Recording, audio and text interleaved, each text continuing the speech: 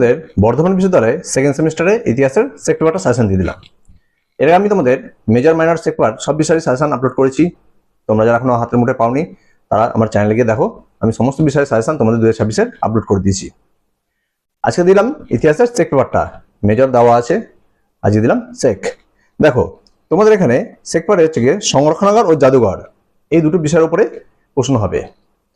তোমাদের এই বিষয়ের 5 নম্বর 10 নম্বরের প্রশ্নগুলো আমি দিয়ে দিলাম। আমি যা দিলাম এর মধ্যে তোমরা পরীক্ষায় সব কমন পেয়ে যাবে। তোমাদের লিখতে হবে 4টে, 5 নম্বরে 2টো আর 10 নম্বরে 2টো, 4টে প্রশ্নই কমন পেয়ে যাবে। তাই তোমাদের বলছি, তোমরা এখন সেকেন্ড সেমিস্টার দিচ্ছ, এরপরে 3rd 4th 5th 6th 7th 8 অনেক কটা সেমিস্টার তোমরা পরীক্ষা দেবে। আমার চ্যানেলটা সাবস্ক্রাইব করে রাখো।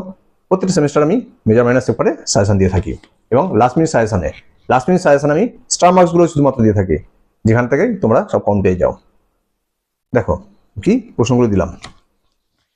দেখো প্রথম প্রশ্ন ভেরি ইম্পর্টেন্ট, কি দেখবে, ইতিহাসের লিখনের ক্ষেত্রে মহাপেজখানার সংরক্ষিত ও নথিপত্রের গুরুত্ব লেখো। কি দিলাম, ইতিহাস লিখনের ক্ষেত্রে মহাপেজখানার সংরক্ষিত নথিপত্রের গুরুত্ব লেখো। ভেরি ইম্পর্টেন্ট, স্টার মার্কস প্রশ্ন, ঠিক আছে। তারপরে দেখো নেক্সট প্রশ্ন দেখবে, জাদুঘরে বস্তুসমূহের সংরক্ষণের পদ্ধতি আলোচনা করো। কি দিলাম, জাদুঘরে বস্তুসমূহের সংরক্ষণের পদ্ধতি আলোচনা করো। এরপরে দেখবে ভারতীয় জাদুঘরের সম্বন্ধে টিকা লেখো। কি দিলাম, ভারতীয় জাদুঘর সম্পর্কে টিকা লেখো। নেক্সট দেখো সমাজের উপরে মহাপেজখানার অবদান। কি দিলাম, সমাজের উপরে মহাপেজখানার অবদান, আর একটা দেখবে জাদুঘরের অবদান। তার কি আছে, সমাজের উপরে মহাপেজখানা এবং জাদুঘরের অবদান লেখো। ঠিক আছে, ভেরি ইম্পর্টেন্ট, এই প্রশ্নটা পরীক্ষায় চলে এসেছে ধরে নাও। আচ্ছা, তারপরে দেখো ইতিহাসের ছাত্র বা ছাত্রী হিসাবে তুমি কেন জাদুঘর পরিদর্শন করবে। কি দিলাম, ইতিহাসের ছাত্র বা ছাত্রী হিসাবে তুমি কেন জাদুঘর পরিদর্শন করবে তা লেখো। আচ্ছা, নেক্সট প্রশ্ন দেখো, ভারতের বিভিন্ন ধরনের মহাপেজখানার বিবরণ দাও। কি দিয়েছি, ভারতের বিভিন্ন ধরনের মহাপেজখানার বিবরণ দাও। আচ্ছা, তোমার হচ্ছে মহাপেজখানা জাদুঘর, এই দুটো টপিকের উপর দিয়ে আমি কিন্তু প্রশ্নগুলো তোমাদেরকে দিয়ে দিচ্ছি, এর মধ্যে তোমরা পরীক্ষায় কমন পেয়ে যাবে।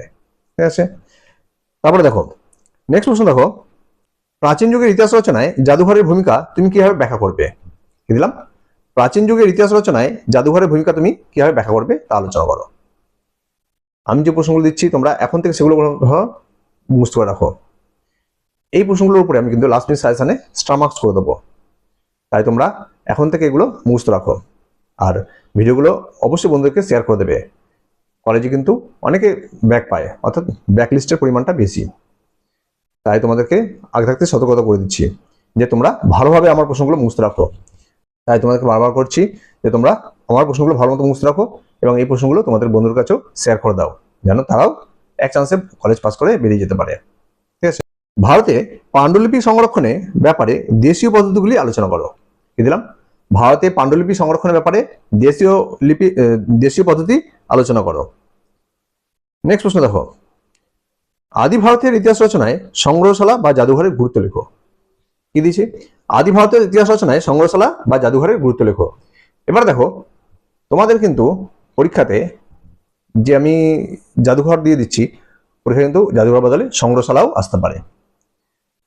ঠিক এইভাবে তোমাদের কিন্তু আবার আরেকটা যেটা দিলাম, এই মহাপেজখানা বদলে কিন্তু সংরক্ষণাগারও আসতে পারে, তাই তোমরা এর অথবা নামগুলো ভালো মতো দেখে রাখবে। নেক্সট দেখো, জাদুঘরের সংজ্ঞা দাও, বিভিন্ন ধরনের সংগ্রহশালা বা জাদুঘরের একটি অতি সংক্ষিপ্ত পরিচয় দাও। তোমার কাছে বিভিন্ন ধরনের সংগ্রহশালা বা জাদুঘরের সম্পর্কে লেখো। ঠিক আছে, ইতিহাসের গবেষক হিসাবে তুমি কেন মহাপেজখানা পরিদর্শন করবে। আমরা খেয়েছি এর আগে আমি কিন্তু দিয়েছি জাদুঘর কেন পরিদর্শন করবে, তুমি ইতিহাসের ছাত্র বা ছাত্রী হয়ে তুমি কেন জাদুঘর পরিদর্শন করবে। এখন দিলাম মহাপেজখানা কেন তুমি পরিদর্শন করবে ইতিহাসের ছাত্র বা ছাত্রী হয়ে। ঠিক আছে, খুব গুরুত্বপূর্ণ প্রশ্ন। এই কটা আমি তোমাদেরকে প্রশ্ন দিলাম, তোমরা এগুলো এখন থেকে মুখস্থ রাখো। আর আমার ভিডিওগুলোতে অবশ্যই একটা লাইক দেবে এবং কমেন্টে জানাবে এরপর তোমাদের কোন বিষয়ে সাজেশন দরকার আছে। আর ভিডিওগুলো অবশ্যই বন্ধুকে বেশি বেশি শেয়ার করে দেবে।